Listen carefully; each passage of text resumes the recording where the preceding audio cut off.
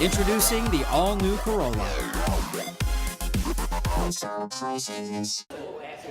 G.I. Joe Benak is among the 7 Liberators who has come to Guam to celebrate the 70th anniversary of the island's liberation from Japanese occupation. Benak, a U.S. Marine who landed on the shores of Agate during World War II, brought with him a rather interesting relic from the war, a coconut that he picked up off the ground 70 years ago. It happened while I was in the hospital, and I thought, well, if I don't make it, maybe I can send a coconut to my folks, because I don't think my folks on the dairy farm in Michigan knew too much about a coconut. Benak did make it home alive, and he has held on to the coconut ever since. All coconuts aside, Benak said the liberation was a tough experience, but he said there were many Chamorro scouts and members of the combat patrol who aided the Liberators. One in particular stuck out, a George Flores from Jigo. If Benak can be reunited with George or members of his family, he says, I'm sure there will be hugs, maybe tears, but with great gratitude because he helped save a lot of us. He was a scout. He did his job like we try to do ours. Alfred Newman is one of the famous Navajo code talkers. He used the Navajo language to relay coded messages from frontline troops back to their headquarters.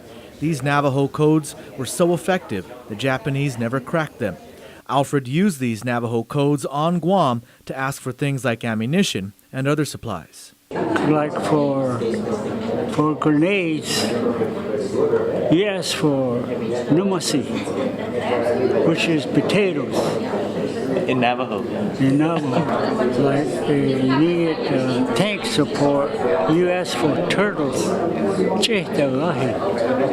His name was named for a tank. A turtle has an armor and it doesn't move fast. Bill Hutchens hasn't been to Guam since he left the island 70 years ago when he was 20 years old.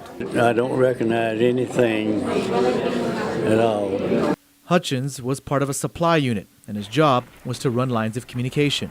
Actually, I'm in telephone communication too, and it was my job stringing wire between units. U.S. Marine Gene Bell was 17 years old when he landed at Assen. My unit was the first replacement unit that came ashore and joined the company, and our position was to maintain the roadblock at the roads that intersect out of Agana to Talafufu. And that's what our job was, to set up the roadblock, and that's what we did until the island was more or less secure. The Guamanian people were fantastic, and they did everything for us to help us, and I want to say thank you for being there and helping the Marine Corps.